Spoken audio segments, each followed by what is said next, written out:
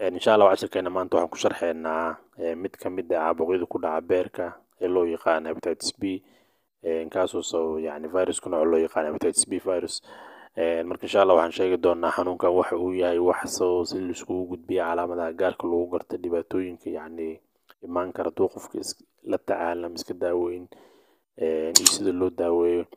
Ugu dambeyn waxaan bixin doonaa talooyin iyo wacyigelin ku aadan dadka qaba xanuunkan, tallaabooyinka ay tahay inay qaadaan iyo waxyaabaha ay tahay inay si joogto ah u sameeyaan, iyo cuntooyinka ay tahay inay qaataan, iyo kuwa ay tahay inay ka fogaadaan, iyo baaritaanada ay tahay inay maraan, iyo sanadkii inta jeer ay qasab ka tahay inay maraan. Dhammaan waan sharxi doonaa insha allahu.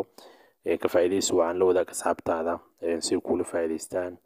Magacayga waa Dr. Cabdirasaaq, soo dhawaada mar kale.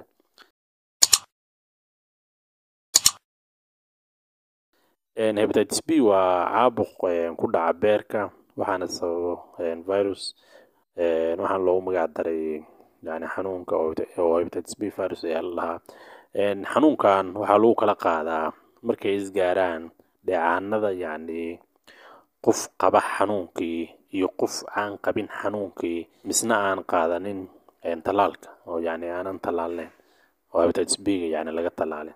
Marka dheecaanadan marka qaabab kala duwan ayay u gudbaan, sida tusaale oo kale galmada, gaar ahaan galmada oo yani aan difaaca lahayn, oo loola jeedo yani qofka hadduusan isticmaalin waxyaabaha ka ilaalinaya dheecaanada inay usoo gudbaan. Sidoo kale haddii lagugu shubo si qalad ah, aan ku talagal ahayn, dhiigga qof qaba hepatitis B adigana aadan talaalka qaadan, dhiiggan sidaas lagugu shubo, oo yani xanuunka uu kusoo gudbi karaa. Sidoo kale cirbid ama sakiin iyo wax lamid ay ku qalaan oo dhiiggii leh, yani qof xanuunkii qabay dhiiggiisa leh, micnaha hadduu dheecaankiisaas yani kugu soo gudbo, macquul waa ma yani cirbidda qofka soo isticmaala la isticmaasho, oo needle sharing waxaan la dhaho. Sidoo kale waxay kusoo gudbi kartaa haddii yani qof dhaawac ah oo dhiigaya oo kale, dhiiggiisa uu ku gaaro misna uu kaa gaaro meel adiga kaa dhaawacan, ama meel adiga markaas nabarka ay wax lamid ah dheecaankan sidaas jirkaada u galo, ayadana way kusoo gudbi kartaa. Dadka inta badan xarumaha caafimaadka shaqeeya ugu badan arrinkan qodobkan micnaha oo ah yani direct contact, qofka inuu toos dhiiggiisa ama dheecaankiisa kuu soo gaaro. Marka haddii jirkaada meel kamid ah uu qalanya ama gloves wax lamid ah wadan, gacmaha nabar ay kaa yihiin oo kaa dhiigayaan, dhiiggiisaas xanuunka uu kugu soo gudbi karaa. Sidoo kale hooyada cunugeeda way u gudbin kartaa xanuunkan xilliga uurka, oo maaragtay gaar ahaan markay dhalayso. Haddii 24 saac ama 12 saac ugu horeeyo cunuga aan talaalka la siinin, hooyada way usoo gudbin kartaa.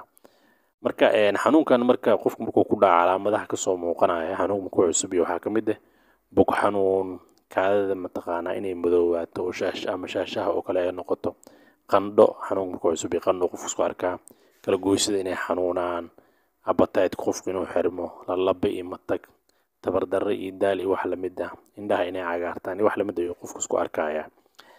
Marka haddii marka qofka xanuunka oo iskala tacaalin ama iska daaweynin oo daawooyinkiisa uusan qaadanin, yani dhibaatooyin ayaa ka dhalan kara. oo saa arkaysaan beerka sidan yani hortiin ka muuqda oo noqon karaa waxaan loo yaqaan liver cirrhosis, artirijirkii ama qaab dhismeedka beerka ayaa wax badan iska bedelayo, taasoo ma aragtay halis ah, oo xaalado badan oo dhib badan ay ka dhalan karaan haddii qofku xilli hore aan la tacaalin, oo kansarka ay ka mid yahay, ama hepatocellular carcinoma, ama liver cancer wax loo yaqaano uu ka dhalan karo.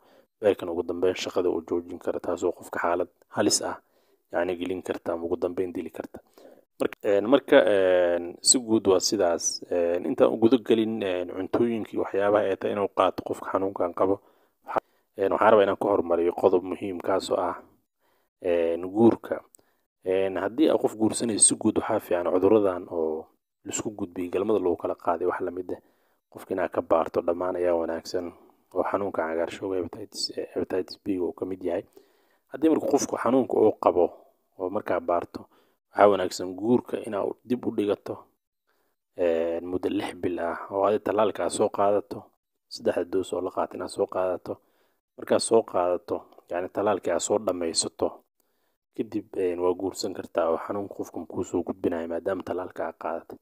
balse haddii aad guursato qofka xanuunkii qaba adiga aadan qabin, talaalkii aadan qaadanin, yani waxyaabahan protectorskan aan isticmaalin, way dhib badan tahay, yani maaragtay xanuunka wuu kugu soo gudbayaa.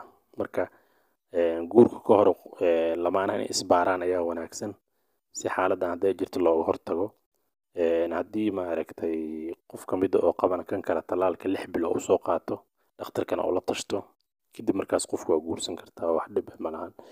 sidoo kale hooyada waxaa wanaagsan yani haddii xanuunka ay isku og tahay ilmaha ay dhalayso uusan ugu gudbin 12 saac ama 24 saac ugu horeeyaba yani in talaalka ay qaadato xarun caafimaadna ay ku dhasho oo guri wax lamid ah meel iska yar ay ku dhasho waxaa laga yaabaa talaalka inaysan helin marka xarun caafimaad oo talaalka laga heli karo waa inay ku dhashaa si maaragtay talaalka 12 saac gudaheed ama 24 saac gudaheed cunuga loo siiyo si looga hortago xanuunkaas inuu u gudbo marka iyadana waa muhiim. dadka qaba xanuunkan oo isku og micnaha oo xanuunkan qaba waxaa lagula taliyaa 3 shay. 1 jimicsi badan inay sameeyaan oo miisaanka badan iska ilaaliyaan. 2 cuntada dufinka faraha badan inay ka fogaadaan oo khudaarta waxyaabahaas aad u badsadaan. 3 sanadkiiba 1 mar ama 2 mar inay baaritaan baraan check-up si u fiiriyaan viral loadka ama xaddiga viruska intuu la egyahay oo haddii uu badan yahay daaweyn ayaa la siiyaa si loo yareeyo haddii uu yar yahayna yani la talin ayaa loo sameeyaa. marka si guud waa intaas 10 fahanteen ayaa rajeynayaa. asalaamu calaykum.